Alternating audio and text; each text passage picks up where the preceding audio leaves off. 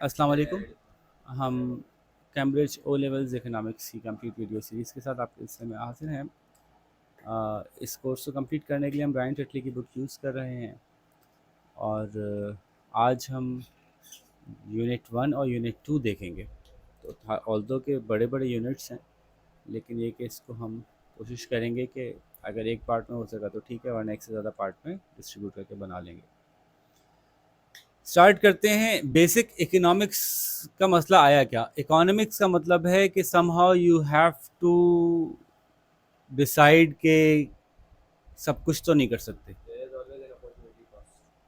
Economics का मतलब ये हुआ कि हम सब कुछ तो नहीं कर सकते, हमें कहीं ना कहीं कुछ छोड़ना पड़ेगा, कुछ करना पड़ेगा। हमारी हर ख्वाहिश पूरी नहीं हो सकती, तो कौन सी ख्वाहिश पूरी करें? हम कौन सा प्रोडक्ट बनाएं जो ज़्यादा प्रॉफिट हो, ज़्यादा फ़ायदा किस में है? एक है ना भाई, ये बताओ ये वाला जूता ज़्यादा अच्छा है, वो वाला जूता ज़्यादा अच्छा है, दोनों खरीद लो, दोनों खरीद लो, मसला ख़त्म। लेकिन जब आपको पता है कि आप सब कुछ नहीं कर सकते, तो फिर आप वो करेंगे जिसमें ज़्यादा फ़ायदा है। बस यही है इकोनॉमिक्स। इकोनॉमिक्स का मसला जन्म लेता है कहाँ से? इकोनॉमिक्स का मसला जन्म लेता है, अगर मैं कहूँ बेसिक इकोनॉमिक प्रॉब्लम क्या है, वो एक लफ्ज़ में बोले तो स्कैरसिटी। ठीक है, scarcity is the basic economic problem, जिसकी वजह से हम हर चीज़ नहीं ले सकते, सब कुछ नहीं बना सकते। जब सब कुछ नहीं ले सकते, सब कुछ नहीं बना सकते, तो वील हैव टू सी कि हमारी वांट्स अनलिमिटेड हैं। नीड्स, चलो पहले नीड्स डिफाइन हो जाए, फिर नीड्स की तो कोई लिमिट होती है, लेकिन वांट्स तो अनलिमिटेड हैं। और रिसोर्सेज फाइनाइट हैं, लिमिटेड हैं। लिमिटेड रिसोर्सेज, अनलिमिटेड वांट्स की वजह से निकल के आती है scarcity. Everything is not available for everyone, most of the things. Anything which is available for everyone is not an economic good, it's a free good. जैसे कि हवा, लेकिन कुछ अरसे में आहिस्ता आहिस्ता हमने देखा हर चीज़ आहिस्ता आहिस्ता फ्री गुड से ख़त्म होकर इकोनॉमिक गुड बनी जा रही है। पानी जैसे एक ज़माने में फ्री गुड था, तो इकोनॉमिक गुड हो गया। समंदर का बीच एक ज़माने में फ्री गुड था, आहिस्ता आहिस्ता वो इकोनॉमिक गुड हो गया। आपको पैसे दे के जाना पड़ता है, उस जगह जाने के लिए पैसे टिकट देना पड़ता है, सांस लेने के लिए भी कोई लगेगा टैक्स है। अभी धूप फ्री गुड है, देखते हैं कब तक है। तो इसकी वजह से we need to make better decisions. ये असल मसला है, हमें बेहतर फैसले करने हैं। जब हमें बेहतर फैसले करने हैं, तो उसके लिए हमें पता होना चाहिए कि हमारे फैसले का कितना फ़ायदा है, और जो फैसला हम छोड़ रहे हैं, नहीं कर रहे, उसमें कितना फ़ायदा था। We must compare both the benefits of the choice that we have made and the next best alternative, not all the rest. मेरे पास 5 लाख जूते खरीदने के लिए हैं, लेकिन कोई एक ही खरीदूंगा ना, तो उसके मुकाबले में जो नेक्स्ट बेस्ट है उससे उसकी प्राइस कंपेयर करूंगा या बेनिफिट्स कंपेयर करूंगा। ये जूता जो ले रहा हूँ उसके बेनिफिट से बाकी तमाम के बेनिफिट्स कंपेयर कर लूंगा, तो भी क्या फायदा हुआ? ये तो लॉजिकली नहीं है, मैं तो हो ही नहीं सकता, वो तमाम ले थोड़ी सकता हूँ मैं। या तो ये लूंगा या वो लूंगा, चॉइस और नेक्स्ट बेस्ट चॉइस, इन दोनों के मुकाबले में हम देखते हैं। तो चॉइस जो हम लेते हैं वो हमेशा ज्यादा फायदेमंद होनी चाहिए बनिस्बत नेक्स्ट बेस्ट ऑल्टरनेटिव के। और नेक्स्ट बेस्ट ऑल्टरनेटिव जो हमने छोड़ दिया, इस चॉइस की अपॉर्चुनिटी को हासिल करने की कॉस्ट क्या थी? वो नेक्स्ट बेस्ट ऑल्टरनेटिव। तो हमेशा चॉइस का बेनिफिट अपॉर्चुनिटी कॉस्ट के से कम होना चाहिए, वो बेनिफिट ज्यादा होना चाहिए।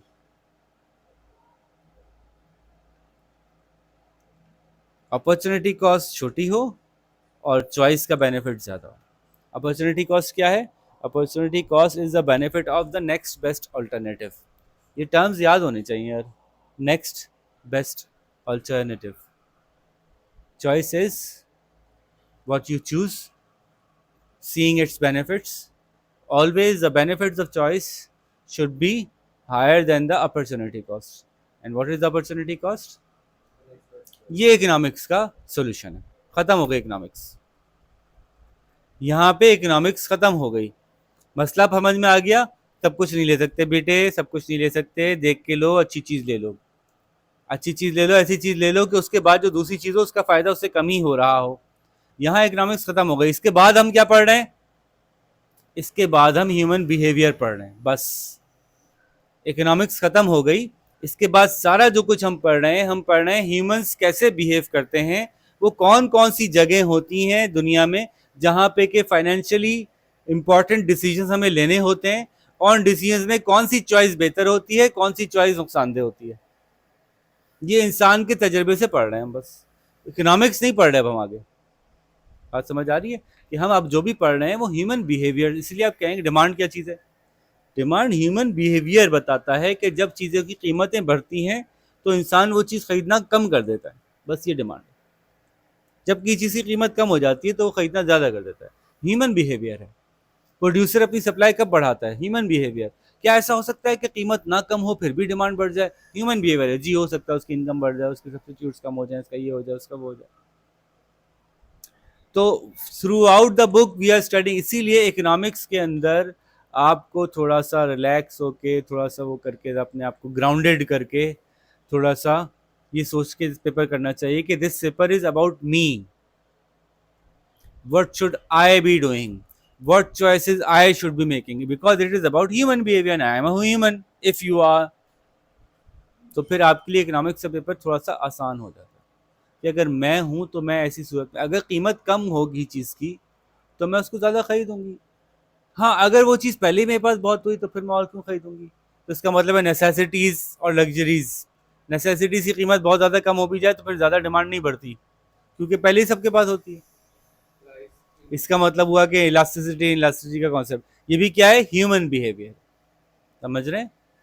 हाउ इलास्टिसिटी को हम कैसे तर्जुमा करते हैं अपनी आसान अल्फाज में? रिस्पॉन्सिवनेस। तो बहरहाल हम बहुत आगे चले गए, टॉपिक स्टार्ट किया है और खटाखटी भागते चले जा रहे हैं हम। इकोनॉमिक्स में हम ये पसंद करते हैं कि हम जो बात करें उसको कम से कम अल्फाज में समझा दें, ख़ास तौर पे उसकी कोई तस्वीर बना के दिखा दें ताकि बात समझ आ जाए। ये हम पसंद करते हैं। इकोनॉमिस्ट अच्छा लगता है उनको कि वो अल्फाज कम हों और तस्वीरें ज़्यादा हों। ठीक है, तो इस हवाले से जो सबसे पहला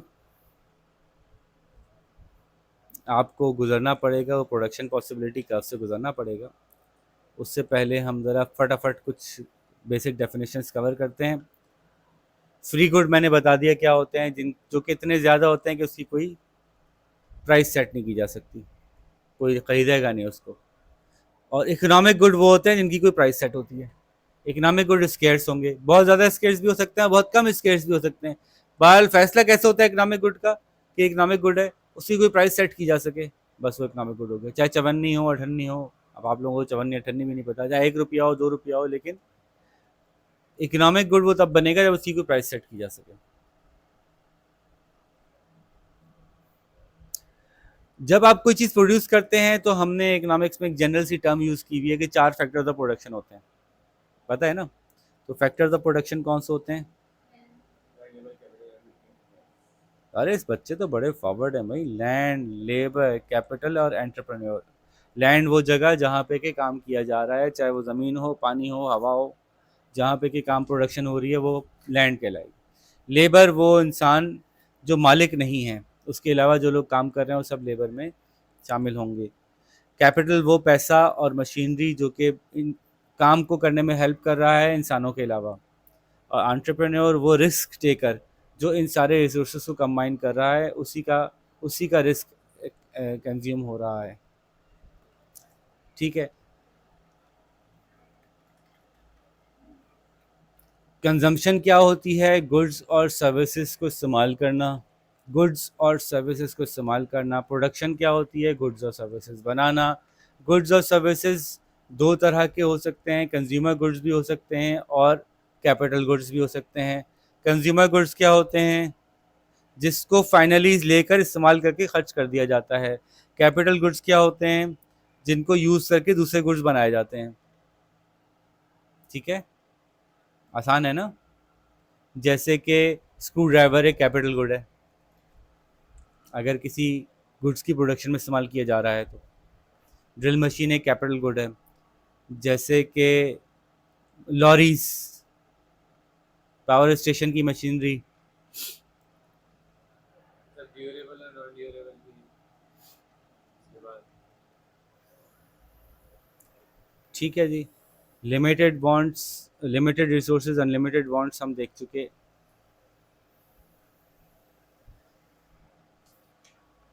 अच्छा जी, लैंड लेबर कैपिटल एंटरप्रेन्योर को फायदा क्या मिलता है? अगर लैंड एम्प्लॉय होती है तो लैंड को हम क्या पे करते हैं? रेंट। अगर लेबर एम्प्लॉय होता है तो लेबर को क्या क्या हम करते हैं, देते हैं? वेजेस। अगर अगर कैपिटल एम्प्लॉय करते हैं तो उस पर क्या पैसे जो देते हैं उसको क्या कहते हैं? इंटरेस्ट, क्योंकि कैपिटल आमतौर पे लोन लेके हायर किया जाता है। और एंटरप्रेन्योर जो करती है उस वो प्रॉफिट लॉस। जो लेती है वो प्रॉफिट होता है या लॉस।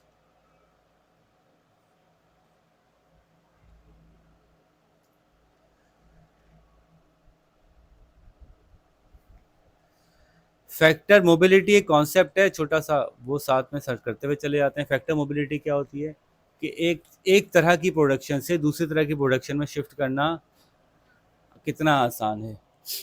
जितनी फैक्टर मोबिलिटी आसान होगी उतना ही ज़्यादा कम आपको एक्सपेंसिव पड़ेगा अपनी प्रोडक्शन के पैटर्न को चेंज करना। मोबिलिटी की दो मेन टाइप्स होती हैं, एक ऑक्यूपेशनल मोबिलिटी होती है और एक ज्योग्राफिक मोबिलिटी होती है।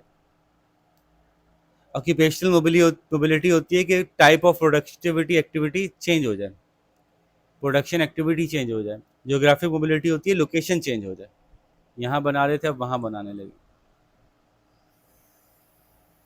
अब मोबिलिटी फैक्टर प्रोडक्शन की कैसे होती है? फॉर एग्जांपल आप जो है वो ह्यूमन रिसोर्स डिपार्टमेंट से निकल के फाइनेंस डिपार्टमेंट चले गए, फैक्टर मोबिलिटी थी कि नहीं थी? जा सकते हैं तो मोबिलिटी है, नहीं जा सकते तो नहीं है।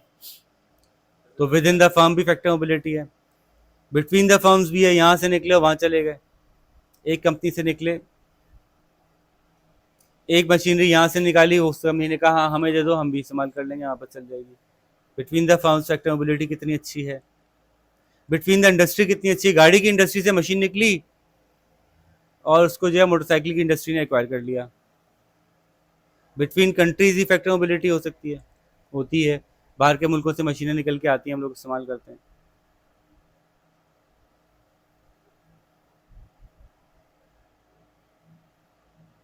फैक्टर मोबिलिटी क्यों पढ़ रहे हैं? क्योंकि जब आप कुछ बनाते हो और आपको लगता है कि ये चीज़ बनाने से बेहतर है मैं बना लेता, तो आपको अपने फैक्टर्स ऑफ प्रोडक्शन को एडजस्ट करना पड़ता है। तो वो एडजस्ट हो सकते हैं तो फिर आपके लिए आसानी हो जाती है। तो बेस्ट पॉसिबल यूजेस के ऊपर आप उनको लगा देते हैं। इस तरह से गुड्स की जो मार्केट चेंज हो रही है उसके हिसाब से आप अपने आप को एडजस्ट कर लेते हैं मार्केट के हिसाब से। क्या कुछ फैक्टर्स दूसरे के मुकाबले में ज़्यादा मोबाइल होते हैं? होते हैं, साइज से फर्क पड़ता है ना। एक मशीन बहुत बड़ी है वो कम मोबाइल होगी, यहाँ से जोग्राफिकली मोबिलिटी कम होगी। इस तरह से स्पेशलाइज मशीनरी है, जितनी कोई चीज़ स्पेशलाइज होती जाएगी उतनी उसकी मोबिलिटी कम हो जाएगी। अब एक मशीनरी है जो एक खास किस्म की गाड़ी में खास किस्म का एम्बलम बनाने के लिए बनाई गई है, अब उसको किसी और जगह तो नहीं इस्तेमाल कर सकते। तो फैक्टर मोबिलिटी स्पेशलाइजेशन के केस में कम हो जाती है। ठीक है।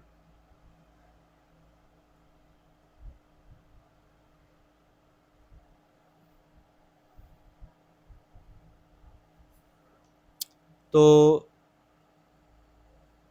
अब हम फैक्टर्स ऑफ प्रोडक्शन को थोड़ा सा डिस्कस करते हुए क्यों कर रहे थे, क्योंकि हम अगली बात समझने जा रहे थे जिसका नाम है प्रोडक्शन पॉसिबिलिटी कर्व या प्रोडक्शन पॉसिबिलिटी फ्रंटियर। थोड़ा सा समझने के लिए आगे आना पड़ेगा आपको सवाबाजी। एक कॉन्सेप्ट है, ये इकोनॉमिक्स में बेसिक कॉन्सेप्ट आपको समझाने के लिए बनाया जा रहा है।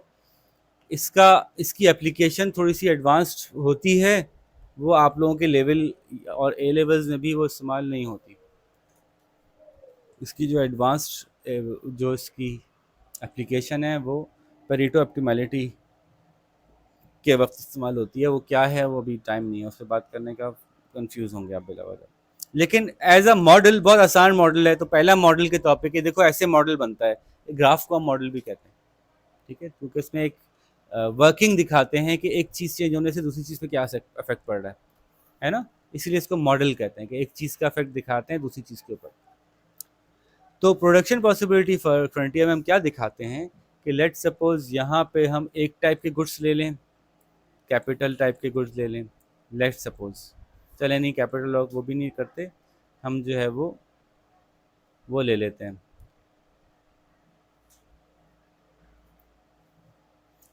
बनाना और चार्ज। पेन। ठीक है, तो एक मुल्क अगर सिर्फ पेन बनाए अपने सारे रिसोर्सेज इस्तेमाल करते हुए तो कितने पेन बना सकता है ये अंदाज़ा लगाया जाता है। वो पेन की मैक्सिमम टॉप लिमिट होती है। एक मुल्क अपने सारे रिसोर्सेज यूज़ करते हुए सिर्फ बनाना ये बनाए तो कितने बना सकता है, ये इसकी एक लिमिट हम देखते हैं मैक्सिमम। इन दोनों को मिला देते हैं, ये प्रोडक्शन पॉसिबिलिटी फ्रंटियर या प्रोडक्शन पॉसिबिलिटी कर्व बन गया कि या तो 100 और 0, या फिर 100 और 0, या 0 और 100, या फिर 50 और 50। ठीक है, या फिर 2575। समझ में आ रही है बात? ये सारे प्रोडक्शन पॉसिबिलिटीज हैं, हम इनमें से कहीं भी हो सकते हैं। हम इनमें से वहां होते हैं जहां बनाना हमारी सोसाइटी को जरूरत होती है। कभी सोसाइटी को ज्यादा पेन की जरूरत है, कभी सोसाइटी को ज्यादा बनाना की जरूरत है, तो हम मूव करते रहते हैं, एडजस्ट करते रहते हैं। ठीक है, हाँ लेकिन एक बात यह है, हमने देखा कि प्रोडक्शन पॉसिबिलिटी कर्व ऐसा तब होगा सिर्फ जब फैक्टर मोबिलिटी बिल्कुल परफेक्ट होगी। जरा सा एक बनाना कम करो, एक एक पेन बढ़ा लो, सेम बात है। एक ही बंदा एक ही चीज से बना रहा है, वो भी जमीन से उग रहे हैं, वो भी जमीन से उग रहे हैं, ऐसा है नहीं। लेकिन अगर फैक्टर्स की रिप्लेसमेंट बिल्कुल ईजी है तो 50 और 50 बना रहे थे, अचानक से फैसला किया 25 75 बना लो, चेंज कर लो, कोई मसला नहीं हुआ। लेकिन ऐसा नहीं हो सकता दुनिया में कि अचानक से आपने कहा ज़मीन बंद करो पेन उगा लो, केले के दरख्त खत्म करो पेन लगा लो, पेन की फैक्ट्री बंद करो केले के दरख्त उगा लो। ऐसा नहीं हो सकता इतनी आसानी से। तो ये ऐसा शक्ल एक्चुअली नहीं होती। एक्चुअली प्रोडक्शन पॉसिबिलिटी कर्व की शक्ल नहीं होती, और ये भी आपको सिखाने के लिए ही इस तरह से बनाई गई थी। प्रोडक्शन पॉसिबिलिटी फ्रंटियर की शक्ल ऐसी क्यों होती है? इसको क्या कहते हैं? Outward bulging. क्या कहते हैं? आउटवर्ड बल्जिंग, या कॉनकेव टू ओरिजन। ओरिजन किसे कहते हैं बेटा? इस पॉइंट को, यहाँ पे 0 और 0 होता है, इसको ओरिजन कहते हैं। कॉनकेव, देखो केव बना हुआ है ना, ओरिजन की तरफ केव बना हुआ है। इसका उलट कौन सा होता है? इसका उलट ऐसा ग्राफ होता है, this is convex to origin. ठीक है जी, आ जाइए। कॉनकेव टू ओरिजन बनाने की वजह क्या है? आप चेयर लेके यहाँ बैठ जाओ ताकि अभी काफी देर तक ऐसे समझना है। कॉनकेव टू ओरिजन क्यों होता है, स्ट्रेट लाइन क्यों नहीं होता? जैसे ही ये कर्व स्ट्रेट लाइन हुआ, इसका मतलब है कि एक फैक्टर से दूसरे फैक्टर में मूव होना बहुत आसान है, मोबिलिटी बहुत परफेक्ट है। लेकिन अब ये क्या दिखा रहा है, ज़रा गौर से देखिएगा, थोड़ा सा मैं और इसको बड़ा क्लियर करके बनाता हूँ ताकि मैं जो दिखाना चाह रहा हूँ आपको अच्छी तरह से नज़र आए।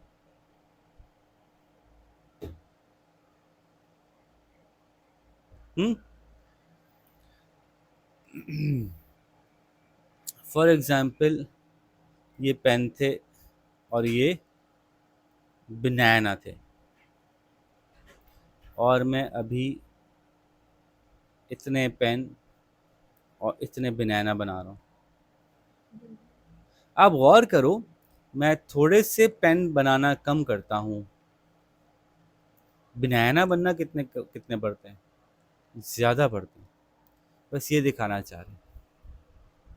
ठीक है, थोड़े से पेन बढ़ाए बनाना थोड़े से पेन कम किए बनाना बहुत ज़्यादा बढ़ गए। ऐसा नहीं होता कि 10 पेन करो तो, लेकिन एक वक्त आएगा, अब मैं यहाँ पहुँच गया, लेट सपोज मैं यहाँ पहुँच गया, फिर आधे से ज़्यादा पहुँच गया। अब मैं यहाँ से बहुत सारे पेन कम करता हूँ, लेकिन बनाना जो है वो इतने नहीं बढ़ रहे। इससे क्या मतलब हुआ? आपके ऑप्टिमम लेवल पे होगा। ऐसा यहाँ पे क्यों ऐसा हो रहा है कि थोड़े से पेन छोड़ रहा हूँ तो ज़्यादा बनाना बन रहा है, लेकिन यहाँ पे क्यों हो रहा हूँ कि बहुत सारे पेन छोड़ रहा हूँ तो थोड़े से बनाना बन रहा है? यहाँ भी तो वही इंसान है, थोड़े से पेन बनाने कम किए तो बहुत सारे बनाना क्यों बनना शुरू हो गया? यहाँ पे बहुत सारे पेन कम करने पड़े, फिर थोड़े से बनाना बनने शुरू हो गए।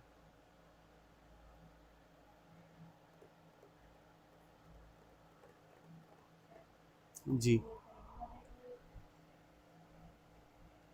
जी बताइए। नहीं समझ आ रहा? पढ़ा हुआ है आपने? इसका मतलब ये होता है कि जब हम यहाँ प्रोड्यूस कर रहे हैं तो हमारे पास दो तरह के रिसोर्सेज थे। हमारे पास कुछ रिसोर्सेज ऐसे थे जो कंज्यूमर गुड्स बनाने के लिए ज़्यादा अच्छे थे। हमारे पास कुछ रिसोर्सेज ऐसे थे जो कैपिटल गुड्स बनाने के लिए ज़्यादा अच्छे थे। लेकिन यहाँ पे हमने सब कुछ मिला के पेन बना दिया। वो ज़मीन जो बनाना बनाने के लिए थी, दरिया के किनारे थी, वहाँ भी उठा के पेन का कोई यूनिट डाल दिया। अब वहाँ पे ना सड़क प्रॉपर है पेन बनाने के लिए, ना रिसोर्सेज मिल रहे हैं, ना लोग पेन बनाने में ट्रेंड है। किसानों को भी लगा दे, चलो चलो शाबाश पेन बनाओ। सारे रिसोर्सेज आपने पेन बनाने में खर्च कर दिए। तो जब किसान भी पेन बना रहा है, मजदूर भी पेन बना रहा है, पेन बनाने वाले तो पेन बना ही रहे हैं, लेकिन बाकी सब भी पेन बना रहे हैं, तो जैसे ही जरा से पेन बनाना छुड़वाए हमने, तो पहले कौन भागेंगे इनमें से?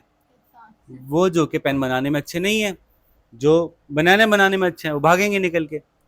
तो फिर पेन बनाना थोड़े से कम होंगे, लेकिन बनाना बढ़ना जो है वो अच्छा खासा बढ़ जाएगा। बनाना, बात समझ में आती है कि क्यों बनाना बढ़ना बढ़ेंगे? अब पेन थोड़े से क्यों कम हुए? क्योंकि ये लोग वैसे ही बेकार थे, ये लोग वैसे ही पेन बनाने में कोई खास फायदेमंद नहीं थे। तो पेन बनाना थोड़े से कम किए तो बनाना बढ़ने में अच्छा के साथ बढ़ गए। प्रोडक्शन पॉसिबिलिटी कर्व के आउटवर्ड बल्जिंग होने की जो जो जो कॉस्ट है वो है कि हमने इसमें ये अपॉर्चुनिटी कॉस्ट का इफेक्ट दिखाना है कि एक रिसोर्स, एक प्रोडक्शन को छोड़ के दूसरी प्रोडक्शन पे जाते हैं तो शुरू में फ़ायदा ज़्यादा होता है, बाद में फ़ायदा होना कम हो जाता है। ठीक है? ये कर्व अगर ऐसा होता तो ये बताता कि चाहे पेन बनाओ चाहे बनाना बनाओ, बात बराबर है। 100 पेन बना लो, 0 बनाना बना लो। अचानक से पेन कम करोगे और बनाना बढ़ाओगे तो सेम बढ़ेंगे, सेम पेन कम होंगे सेम बनाना। इसका मतलब है कि उन बंदों को इक्वली बनाना और पेन बनाना आता है। ये जमीन इक्वली फैक्ट्री भी कहाँ बन सकती है और एक लम्हे में कन्वर्ट होके बनाना की दुकान को जमीन ही बन सकती है। पेन और पेंसिल की हो जाएगी। तो ये नहीं होता सोसाइटी में कि सारे गुड्स इस तरह से इंटरचेंजेबल हों, ऐसा नहीं हो सकता। ठीक है? तो एक्चुअली में तो वैसे जुमला गलत है, सॉरी, आदत मतलब अवाम में मशहूर है तो इसलिए एक्चुअली में खैर हो जाता है।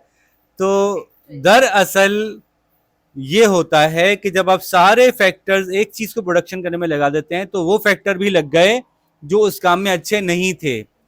तो जैसे ही आपने पेन थोड़े से बनाना कम किए, बनाना बनाना ज्यादा हो सकता है। लेकिन ये कब तक होगा? जब तक के अब वो रिसोर्सेज भी बनाना बनाना में लगा दिए। ये जगह तक पहुंचते पहुंचते सारे रिसोर्सेज जो बनाना वाले थे वो आप यूज कर चुके हैं। अब मजीद आप पेन कम करके बनाना बनाना चाहते हैं। अब ये फैक्ट्रियां बंद कर रहे हैं और यहाँ पे आप जो है वो आम उसके बनाना के पेड़ लगा रहे हैं। और ये सीईओ को कह रहे हैं चलो सर पे वो बांधो, नीचे धोती पहनो, बनाना होगा वो। तो अब भाई वो ज्यादा बनाना नहीं उगा सकेगा, बहुत सारे पेन की प्रोडक्शन सफर करेगी, थोड़े से बनाना पड़ेंगे। Increasing opportunity cost. देखिए मैंने एक और कर्व बनाया था, कर्व पे देखना पड़ेगा आपको। ये कर्व कहलाता है डिक्रीजिंग अपॉर्चुनिटी कॉस्ट, ये कहलाता है इंक्रीजिंग अपॉर्चुनिटी कॉस्ट। क्या मतलब हुआ कि शुरू में थोड़ा छोड़ना पड़ा ये ज़्यादा हासिल करने के लिए, आहिस्ता आहिस्ता बाद में ज़्यादा छोड़ना पड़ेगा ये थोड़ा सा हासिल करने के लिए। शुरू में कम छोड़ना पड़ा, बाद में ज़्यादा छोड़ना पड़ेगा। इसमें उलट हो रहा है, देखें शुरू में जो छोड़ना पड़ रहा है वो ज़्यादा छोड़ना पड़ रहा है और ये थोड़ा सा हासिल हो रहा है। लेकिन एक वक्त आया कि थोड़ा सा छोड़ा तो बहुत सारा हासिल हो गया। ये डिक्रीजिंग अपॉर्चुनिटी कॉस्ट है कि पहले ज़्यादा अपॉर्चुनिटी कॉस्ट बर्दाश्त करनी पड़ती थी थोड़ा सा गेन करने के लिए, अब कम अपॉर्चुनिटी कॉस्ट बर्दाश्त करनी पड़ती है बहुत सारा गेन करने के लिए। तो production possibility curve decreasing opportunity cost वाला नहीं होता। Production possibility curve constant opportunity cost वाला भी नहीं होता। प्रोडक्शन पॉसिबिलिटी कर्व जो है वो इंक्रीजिंग अपॉर्चुनिटी कॉस्ट वाला होता है। ठीक है, इसलिए उसको आउटवर्ड बल्जिंग कह लें, कॉनकेव टू ओरिजिन कह लें, इंक्रीजिंग अपॉर्चुनिटी कॉस्ट की वजह से। अब ये जो शेप है ना, ये शेप इकोनॉमिक्स में और जगह भी इस्तेमाल होता है। जहाँ कहीं ऐसा मामला हो कि शुरू में थोड़ा सा छोड़ें तो दूसरी चीज़ बहुत सारी बढ़ जाए और बाद में बहुत सारा छोड़ें तो दूसरी चीज़ थोड़ी सी बढ़े। ये रीजन वर्सेस ये रीजन, ये रीजन वर्सेस ये रीजन। तो इस तरह की सिचुएशन और जगह भी आ सकती हैं। तो ज़रूरी नहीं है कि सिर्फ प्रोडक्शन पॉसिबिलिटी का भी इसी शक्ल का हो। मतलब ये इसने पेटेंट नहीं करा लिया, बस ये मेरे बच्चे का नाम है, किसी और को नहीं दे सकते। ये शक्ल कहीं और भी देखने को मिल सकती है। ठीक है, ये शक्ल भी कहीं कई जगह देखने को मिल सकती है। डिमांड सप्लाई में तो देखने को मिलती है आप लोगों को किसी दर्जे में ये वाली शक्ल। ठीक है, तो इसलिए कर्व कोई पेटेंटेड नहीं है कि ये तो सिर्फ डिमांड का ही कर्व है।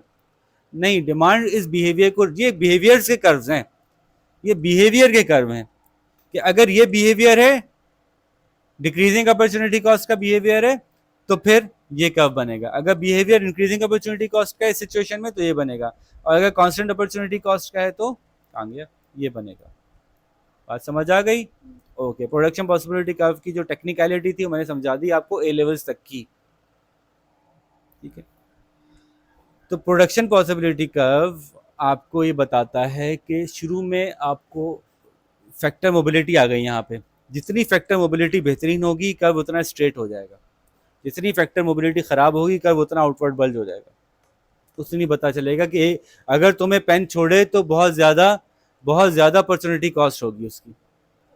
आपके लिहाज से एक बात और है, कैपिटल गुड्स प्रोड्यूस करें या कंज्यूमर गुड्स प्रोड्यूस करें, कैपिटल गुड्स प्रोड्यूस करें कंज्यूमर करें। चलें बुक में यहाँ कैपिटल यहाँ कंज्यूमर है तो हम भी यही कर देते हैं, यहाँ कंज्यूमर है यहाँ कैपिटल है। ज़्यादा ये करें या ज़्यादा वो करें, जो भी करें, माशरे को जैसी भी ज़रूरत है जो भी करें, लेकिन यहाँ पे करें, यहाँ पे करें या यहाँ पे करें या यहाँ पे करें, यहाँ नहीं करें। यहाँ करने का क्या मतलब होगा? Inefficiency, unemployment. आप सारे के सारे रिसोर्सेज यूटिलाइज ही नहीं कर रहे। आप बना सकते थे, इससे ज़्यादा बना सकते थे, लेकिन आप नहीं बना रहे। तो एक तो कॉन्सेप्ट ये है, ये इनएफिशिएंसी है कॉन्सेप्ट है। ये एफिशिएंट है, इकोनॉमिक है, ये इम्पॉसिबल है। यहाँ हमारे रिसोर्सेज ही नहीं है, बना ही सकते कहीं भी, यहाँ से कहीं भी, इस कर्व से बाहर कोई भी जगह पॉसिबल नहीं है हमारे लिए, अनलेस के एंडाउमेंट फैक्टर्स चेंज हो जाएं। जो हालात हमें दिए हुए हैं लैंड लेबर कैपिटल एंटरप्राइज के, वो हालात बदल जाएं। अब वो किसी भी तरह से हो सकता है।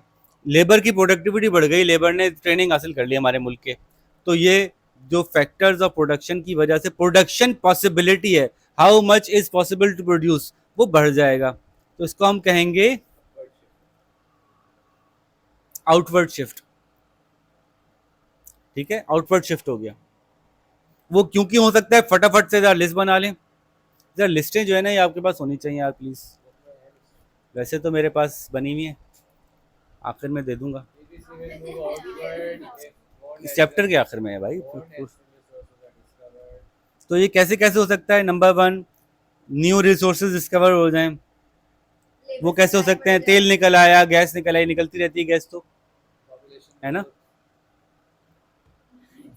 आजकल सिंध में बहुत गैस निकल रही है हमारे,